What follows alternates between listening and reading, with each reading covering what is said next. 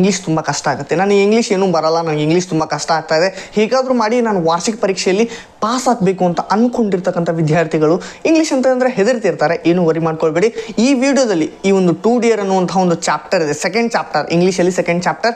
ಇಲ್ಲಿ 4 ಅಂಕದ ಒಂದು ಪ್ರಶ್ನೆ ಬರುತ್ತೆ. ಸಮ್ರಿಯನ್ನು ಯಾವ ರೀತಿ ಎಲ್ಲ ಚಾಪ್ಟರ್ಗಳ ಮೇಲೆ ಒಂದೊಂದು ವಿಡಿಯೋ ಮಾಡಿ ಅದನ್ನು ನಿಮಗೆ ಈ ಸಿಂಪಲೆಸ್ಟ್ ವೇನಲ್ಲಿ ಎಕ್ಸ್ಪ್ಲೇನ್ ಮಾಡ್ತಾ ಹೋಗ್ತೀನಿ. ಇವತ್ತು ಈ ವಿಡಿಯೋದಲ್ಲಿ 2 ಡಿಯರ್ ಮೇಲೆ ಒಂದು 4 ಅಂಕದ ಪ್ರಶ್ನೆ ಬರುತ್ತೆ. ಅದೇ ರೀತಿ MCQ ಕ್ವೆಶ್ಚನ್ ಯಾವ್ಯಾವ ಬರುತ್ತೆ ಅದನ್ನೆಲ್ಲ ನೋಡ್ತಾ ಹೋಗೋಣ. ಈ ಒಂದು ವಿಡಿಯೋನ ಪೂರ್ತಿಯಾಗಿ ನೋಡಿ. ಈ ಸಮರಿಯನ್ನು ಕನ್ನಡದಲ್ಲಿ ನಾನು ಎಕ್ಸ್ಪ್ಲೇನ್ ಮಾಡ್ತೀನಿ, ಕನ್ನಡದಲ್ಲಿ ಇಂಗ್ಲೀಷನ್ನು ಕಲಿಯೋಣ. ಈ ವಿಡಿಯೋ ಸೀರೀಸಲ್ಲಿ ನಿಮ್ಗೆ ಗೊತ್ತಾಗುತ್ತೆ.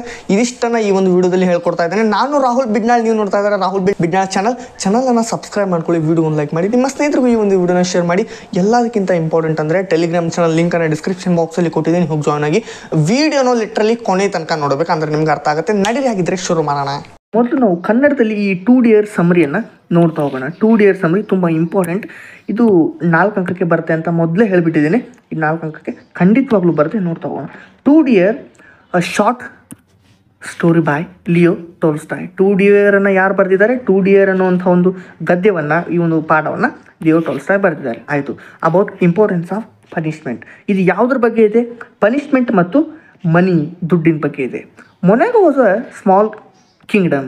ಮೊನಾಕೋ ಅನ್ನುವಂಥ ಒಂದು ಚಿಕ್ಕ ರಾಜ್ಯ ಇತ್ತು. ಕರೆಕ್ಟಾಗಿ ಅರ್ಥ ಮಾಡ್ಕೊಂಡು ಹೇಳ್ತಾ ಹೋಗ್ತೀನಿ. On the shores of Mediterranean C, ಒಂದು ಸಮುದ್ರ ತಟ್ಟಿದೆ, ಸಮುದ್ರ ತಟ್ಟ. ಆ ಸಮುದ್ರ ತಟ್ಟ ಮೇಲೆ ಈ ಮೆಡಿಟೇರಿಯನ್ ಸಮುದ್ರ ಇದೆ. ಅದರ ಒಂದು ತಟದ ಮೇಲೆ, ದಡದ ಮೇಲೆ ಇದಿದೆ. It was near borders of France and Italy. ಈ ಮೊನಾಕೋ ದೇಶ ಏನಿದೆಯಲ್ಲ, ಇದ್ರ ಬಾಜು ಅಕ್ಕಪಕ್ಕದಲ್ಲಿ ಬಾರ್ಡರ್ಸ್ಗೆ ಹತ್ತಿ ಏನಿದೆ ಅಂತಂದರೆ ಅದಕ್ಕೆ ಅಂಟ್ಕೊಂಡು ಫ್ರಾನ್ಸ್ ಆ್ಯಂಡ್ ಇಟ್ಲಿ ದೇಶ ಇದೆ. Had a population of 7,000. ಇದು 7,000 ಜನಸಂಖ್ಯೆಯನ್ನು ಹೊಂದಿತ್ತು. Its army had 60 men. It has everything on smaller case. ಇದೆಲ್ಲವನ್ನು ಹೊಂದಿತ್ತು ಒಂದು ಸ್ಮಾಲ್ ಅಮೌಂಟಲ್ಲಿ, ಸ್ಮಾಲರ್ ಕೇಸಲ್ಲಿ ಏನೇನಿತ್ತು? Its army had only 60 men. 60 ಜನರ ಒಂದು ಸೈನ್ಯ ಇತ್ತಿಲ್ಲಿ ಅಂತ ನಮಗೆ ಗೊತ್ತಾಗುತ್ತೆ. ಸಿಂಪಲ್ ಆಗಿ ಹೇಳ್ತಾ ಇದ್ದೇನೆ, ಇಷ್ಟನ್ನು ನೀವು ಕರೆಕ್ಟಾಗಿ ಓದ್ತಾ ಹೋಗ್ಬೇಕಷ್ಟೆ. Taxes were collected on tobacco, wine and spirit. ಇಲ್ಲಿ ನೋಡಿ, MCQ ಪ್ರಶ್ನೆ ಹೇಳ್ತಾ ಇದ್ದೇನೆ. MCQ ಪ್ರಶ್ನೆ, tobacco, wine, spirit and poll tax, ಯಾವುದ್ರ ಮೇಲೆ ಟ್ಯಾಕ್ಸನ್ನು ಕಲೆಕ್ಟ್ ಮಾಡ್ತಾ ಇದ್ರು ಅಂತಂದರೆ ಈ 3 ಬರೀಬೇಕಾಗತ್ತೆ. The special revenue came from a gaming houses. Gaming house ಅಂತಂದರೆ ಈ ಕೆಸಿನೋ ಅಂತ ಕರೀತಾರಲ್ಲ, ಆ ರೀತಿ ಅಲ್ಲಿ ಗ್ಯಾಮ್ಲಿಂಗ್ ಎಲ್ಲ ಮಾಡ್ತಾರೆ. People played roulette in this gaming house. Roulette ಅನ್ನುವಂಥದ್ದು ಅದೊಂದು ಜೂಜಾಟ ಅಂತ ತಿಳ್ಕೊಳ್ಳಿ. This was the only gaming house in the entire Europe. ಈ ಯುರೋಪ್ ಖಂಡದಲ್ಲಿ ಒಂದೇ ಒಂದು ಗೇಮಿಂಗ್ ಹೌಸ್. ಅದು ಎಲ್ಲಿ ಅಂತಂದರೆ ಈ ಒಂದು ಮೊನಾಕೋ ಕಿಂಗ್ಡಮಲ್ಲಿ ಇತ್ತು. King of Monaco had a monopoly on this business. ಈ ಏನು ಕಿಂಗ್ ಆಫ್ ಮೊನಾಕೋ ಇದ್ನಲ್ಲ, ಈ ಮೊನಾಕೋ ರಾಜ, ಅವನಿಗೊಂದು ಏಕಸ್ವಾಮ್ಯ ಇತ್ತು ಈ ಬಿಸ್ನೆಸ್ ಮೇಲೆ.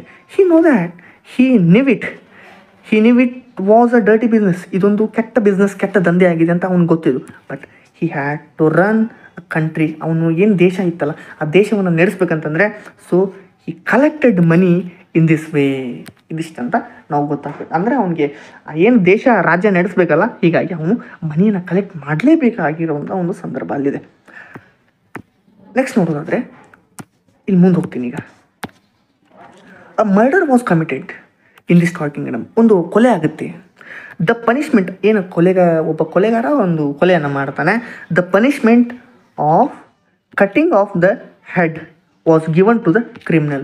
ಅವನಿಗೆ ಅವನ ತಲೆ ಚೆಂಡನ್ನು ಕಟ್ ಮಾಡಲು ಇವರೆಲ್ಲ ಕೂಡಿ ಏನು ಮಾಡ್ತಾರೆ, ರಾಜ್ಯದ ಎಲ್ಲರೂ ಸೇರಿ ಅವನ ತಲೆ ಕಟ್ ಮಾಡಬೇಕನ್ನುವಂಥ ಒಂದು ನಿರ್ಧಾರವನ್ನು, ಪನಿಷ್ಮೆಂಟನ್ನು ಇವನು ಕೊಡ್ತಾರೆ. There was a small problem. ಅಲ್ಲೊಂದು ಪ್ರಾಬ್ಲಮ್ ಇತ್ತು. ಏನು ಪ್ರಾಬ್ಲಮ್? ಒಂದು ತೊಂದರೆ ಇತ್ತು. They did not have a guillotine to cut the head off. ಅಲ್ಲಿ ಗಿಲೋಟಿನ್ ಅನ್ನುವಂಥ ಒಂದು ಮಷೀನ್, ಗಿಲೋಟಿನ್ ಇಲ್ಲಿ ಸ್ಕ್ರೀನ್ ಮೇಲೆ ಕಾಣ್ತಾ ಇದೆ, ಈ ಗಿಲೋಟಿನ್ ಮಷೀನ್ ಅವ್ರ ಹತ್ರ ಇರಲಿಲ್ಲ. They did not have a person to do the job. ಆ ಒಂದು ಕೆಲಸವನ್ನು ಮಾಡಲಿಕ್ಕೆ, ಅವನ ತಲೆ ಕಟ್ ಮಾಡಬೇಕಂತಂದರೆ ಆ ಗಿಲೋಟಿನ್ ಮಷೀನ್ ಬೇಕು. ಆ ಗಿಲೋಟಿನ್ ಮಷೀನ್ ಆಪ್ರೇಟ್ ಮಾಡಬೇಕಂದ್ರೆ ಒಬ್ಬ ಬೇಕು. ಅವನು ಕೂಡ ಇದ್ದಿದ್ದಿಲ್ಲ. therefore they asked help for France to provide guillotine and person to do the job. ಈ ಒಂದು ಕೆಲಸವನ್ನು, ಅವನ ತಲೆ ಕಟ್ ಮಾಡಲಿಕ್ಕೆ ಆ ಒಂದು ಗಿಲೋಟಿನ್ ಮಷೀನ್, ಅದೇ ರೀತಿ ಮತ್ತು ಆ ಮನುಷ್ಯ ಯಾರು ಬಂದು ತಲೆ ಕಟ್ ಮಾಡಲಿ, ಅದು ಆಪ್ರೇಟ್ ಮಾಡಬೇಕಲ್ಲ, ಆಪ್ರೇಟ್ ಮಾಡಲು ಒಬ್ಬ ಮನುಷ್ಯ ಬೇಕು. ಕಾಸ್ಟೆಡ್, ಆ ದೇಶ 16,000 ಫ್ರಾಂಕ್ಸನ್ನು ಹೇಳುತ್ತೆ. The king felt it was costly. ಇಲ್ಲಪ್ಪ, ಇದು ತುಂಬ ಜಾಸ್ತಿ ಆಗ್ತಾ ಇದೆ, ಬೇಡ. They asked the Italian government. Italian government ಹತ್ರ ಕೇಳ್ತಾರೆ. ಇಟಾಲಿಯನ್ ಗೌರ್ಮೆಂಟ್ ಹೂ ಡಿಮಾಂಡೆಡ್ 12,000 ಫ್ರಾಂಕ್ಸ್. ಇಲ್ಲಿ ನೋಡಿ MCQ ಪ್ರಶ್ನೆ ಬರುತ್ತೆ ಇಲ್ಲಿ. ಇಟ್ ಕಾಸ್ಟೆಡ್ ಫ್ರಾನ್ಸ್ ಈ ಫ್ರಾನ್ಸ್ ಗಿಲಾಟಿನ್ ಮಷಿನ್ ಎಷ್ಟು ಕೇಳ್ತಾರೆ ಅಮೌಂಟ್ ಅಂತಂದರೆ 16,000 ಫ್ರಾಂಕ್ಸ್. ಅದೇ ರೀತಿ ಯಾವುದು ಇಟಾಲಿಯನ್ ಗೌರ್ಮೆಂಟ್ 12,000 ಫ್ರಾಂಕ್ಸ್ ಕೇಳುತ್ತೆ. ಇಲ್ಲಿ ಇನ್ಹ್ಯಾಬಿಟೆಂಟ್ಸ್ ಅಂತಂದರೆ ಪಾಪ್ಯುಲೇಷನ್ ಎಷ್ಟಿತ್ತು ಈ ದೇಶದಲ್ಲಿ 7,000. ಅದೇ ರೀತಿ ಎಷ್ಟು ಜನ ಇಲ್ಲಿ ಆರ್ಮಿ ಮೆನ್ ಇದ್ರು 60 ಮೆನ್. ಟೈನಿ ಕಿಂಗ್ಡಮ್ ಅಂದರೆ ಮೊನಾಕೋ. ಇವೆಲ್ಲ MCQ ಪ್ರಶ್ನೆಗೆ ಬರುತ್ತೆ. Which was still costly.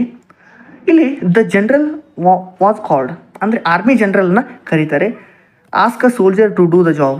ಆ ಜನರಲ್ಗೆ ರಾಜ ಹೇಳ್ತಾನೆ, ಆ ರಾಜನ ಕರೆಸ್ಬಿಟ್ಟು, ಇಲ್ಲ ಮತ್ತು ಇವ್ನು ಯಾರು ಇದು ತುಂಬ ಕಾಸ್ಟ್ಲಿ ಆಗ್ತಾ ಇದೆ, ಇವನ ತಲೆಯನ್ನು ಕಟ್ ಮಾಡಲು ಯಾರಾದರೂ ಒಬ್ಬ ಸೋಲ್ಜರ್ ಹೇಳಿ. But they refused to do it. ಅವಾಗ ಅವರು ಆರ್ಮಿ ಜನರಲ್ ಹೇಳ್ತಾರೆ, ಇಲ್ಲ ಆಗೋದಿಲ್ಲ. Because they were not trained. ಅವ್ರು ಆ ಕೆಲಸವನ್ನು ತಲೆಯನ್ನು ಕಟ್ ಮಾಡಲಿಕ್ಕೆ ಟ್ರೈನ್ ಆಗಿಲ್ಲ. Okay, the punishment was altered to imprisonment of life. ಆ ಪನಿಷ್ಮೆಂಟನ್ನು ಬಿಟ್ಟು ಏನಾಗುತ್ತೆ, ಇಂಪ್ರಿಸನ್ಮೆಂಟ್ ಆಗುತ್ತೆ. The costed 600 francs for a year. ಒಂದು ವರ್ಷಕ್ಕೆ 600 ಫ್ರಾಂಕ್ಸ್ ಗೊತ್ತಾಗುತ್ತೆ. 600 ಫ್ರಾಂಕ್ಸ್ ಬಂತು, ಖರ್ಚೆಲ್ಲ ಬಂತು. The king wanted to get rid of expense and the criminal. ಏನಾಗುತ್ತೆ ಅಂದರೆ ಈ 600 ಫ್ರಾಂಕ್ಸ್ ತುಂಬ ಜಾಸ್ತಿ ಆಗ್ತಾ ಇದೆ, ಇದನ್ನು ಖರ್ಚು ವೆಚ್ಚವೆಲ್ಲ ನೋಡ್ಕೋಬೇಕಾಗುತ್ತೆ. ಸೊ ಹೀಗಾಗಿ ಏನು ಮಾಡ್ತಾರೆ ಇವರು, ಒಂದು 600 ಫ್ರಾಂಕ್ಸನ್ನು ಉಳಿಸ್ಬೇಕಲ್ಲ. ಸೊ ಗಾರ್ಡನ್ನು ನೇಮಕ ಮಾಡಿರ್ತಾರೆ. ಆ ಇಂಪ್ರಿಸನ್ಮೆಂಟ್ ಏನೋ ಅವನಿಗೆ ಇದಾಗಿರುತ್ತಲ್ಲ, ಆ ಒಂದು ಸೆಂಟೆನ್ಸ್, ಆ ಒಂದು ಶಿಕ್ಷೆ ಕೊಟ್ಟಿರ್ತಾರಲ್ಲ, ಅಲ್ಲಿ ಒಂದು ಜೈಲಲ್ಲಿ ಹಾಕಿ ಒಂದು ಗಾರ್ಡನ್ನು ಅಪಾಯಿಂಟ್ ಮಾಡಿರ್ತಾರೆ. ಅವ್ನು ಎಲ್ಲೂ ಓಡಿ ಹೋಗದೆ ಇರೋ ಥರ ನೋಡ್ಕೊಳ್ಳಿಕ್ಕೆ. ಇಲ್ಲಿ ಗಾರ್ಡ್ ವಾಸ್ ಡಿಸ್ಮಿಸ್ಡ್. ಆ ಗಾರ್ಡನ್ನು ಡಿಸ್ಮಿಸ್ ಮಾಡಿಬಿಡ್ತಾರೆ. Still the criminal did not run away. Criminal ಓಡಿ ಹೋಗಲು ತಯಾರಿಲ್ಲ. He said his character was renewed and people will not give him job. ಇವನ ಕ್ಯಾರೆಕ್ಟರ್ ತುಂಬ ಲಾಸ್ ಆಗಿದೆ, ಇವನು ಯಾರಾದರೂ ನೋಡಿದ್ರೆ ಸಾಕು, ಇಲ್ಲ ಇವನು ಜೈಲಿಗೆ ಹೋಗಿ ಬಂದವನಂತ ಅವನಿಗೆಲ್ಲ ಪನಿಷ್ಮೆಂಟ್ ಕೊಡ್ತಪ್ಪ ಅಂತಂದರೆ ಹೀಯಾಳಿಸಿ ಮಾತಾಡ್ತಾರೆ. ಅವ್ನಿಗೆ ಯಾರೂ ಕೆಲಸ ಕೊಡೋದಿಲ್ಲ. Moreover he had gotten out of the way of working. ಯಾವುದೇ ರೀತಿ ಕೆಲಸ ಸಿಗಲು ಸಾಧ್ಯವಿಲ್ಲ. So he did not escape. ಅವನಿಗೆ ಯಾವುದೇ ರೀತಿ ಓಡಿ ಹೋಗುವಂಥ ವಿಚಾರ ಬರಲಿಲ್ಲ. Finally a pension of 600 francs was offered to him. ಎಲ್ಲ ರಾಜರು ಮಂತ್ರಿಗಳು ಎಲ್ಲರೂ ಬಂದು ಇವನಿಗೊಂದು 600 ಫ್ರಾಂಕ್ಸನ್ನು ಪೆನ್ಷನ್ ಆಗಿ ಕೊಡ್ತಾರೆ, ಪಿಂಚಣಿ ಹಣವನ್ನಾಗಿ ಕೊಡ್ತಾರೆ. ಅವನೇನು ಮಾಡ್ತಾನೆ, ಓಕೆ ಆಯಿತು accept. He took 1/3 of his annuity.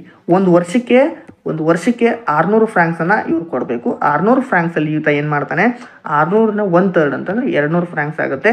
ಅಡ್ವಾನ್ಸಲ್ಲಿ ಇಸ್ಕೊಂಡ್ಬಿಟ್ಟು advance and left the kingdom. ಈ ರಾಜ್ಯವನ್ನು ಬಿಟ್ಟು ಹೋಗ್ಬಿಡ್ತಾನೆ. He settle down across the border ಹತ್ರ ಅವನು ಸೆಟಲ್ ಡೌನ್ ಆಗ್ತಾನೆ. ಅಲ್ಲಿ ಅವನು ವಾಸ ಮಾಡಲಿಕ್ಕೆ, ಇರಲಿಕ್ಕೆ, ಜೀವನವನ್ನು ನಡೆಸಲಿಕ್ಕೆ ಪ್ರಾರಂಭ ಮಾಡ್ತಾನೆ. He bought a small land and did gardening ಮಾರ್ಕೆಟನ್ನು ಮಾಡ್ತಾನೆ. ಹೂ ತೋಟ ಇವೆಲ್ಲ ಈ ರೀತಿಯಾಗಿರ್ತಕ್ಕಂಥ ಕೆಲಸವನ್ನು ಆತ ಮಾಡ್ತಾನೆ. ಮತ್ತು ನೆಕ್ಸ್ಟ್ ನೋಡೋದಾದರೆ he came at the right time to get his pension. ಅವನು ಆಗಾಗ ರಾಜ್ಯಕ್ಕೆ ಬರ್ತಾ ಇರ್ತಾನೆ, ಆ ಮೊನಾಕೋ ರಾಜ್ಯಕ್ಕೆ ಬರ್ತಾ ಇರ್ತಾನೆ. ಬಂದು ಆತನ ಪೆನ್ಷನನ್ನು ಇಸ್ಕೊಂಡು ಹೋಗ್ತಾ ಇರ್ತಾನೆ. He lived peaceably and well. ಅವನು ಜೀವನವನ್ನು ಸುಖವಾಗಿ, ನೆಮ್ಮದಿಯುತ, ಶಾಂತಿಯುತವಾಗಿ ಜೀವನವನ್ನು ನಡೆಸಿದ. ಇಷ್ಟನ್ನು ಬರೆದ್ರೆ 4 ಮಾರ್ಕ್ಸ್ ಫಿಕ್ಸ್. ಎಷ್ಟು ಕೊಟ್ಟಿದ್ದೀನಿ ಇಷ್ಟೇ ಬರೀಬೇಕು ಸಾಕು. ಇದರ ಒಂದು ಸ್ಕ್ರೀನ್ಶಾಟನ್ನು ನಾನು ಟೆಲಿಗ್ರಾಮ್ ಚಾನಲಲ್ಲಿ ಹಾಕಿರ್ತೀನಿ. ಯಾರಿಗೆ ಅರ್ಥ ಆಗಲ್ಲ ಇನ್ನೊಂದು ಸಲ ವೀಡಿಯೋ ನೋಡಿ. ಇಷ್ಟು ಬರೆದ್ರೆ 4 ಅಂಕ ಫಿಕ್ಸ್. ಇದು 4 ಅಂಕದ ಒಂದು ಫಿಕ್ಸ್ ಕ್ವಶನ್ ಆಗಿರುತ್ತೆ. ಮತ್ತೆ ಮುಂದಿನ ಒಂದು ವೀಡಿಯೋದಲ್ಲಿ ಸಿಗ್ತಾ ಇದ್ದೀನಿ. ಧನ್ಯವಾದ ಸ್ನೇಹಿತರೆ.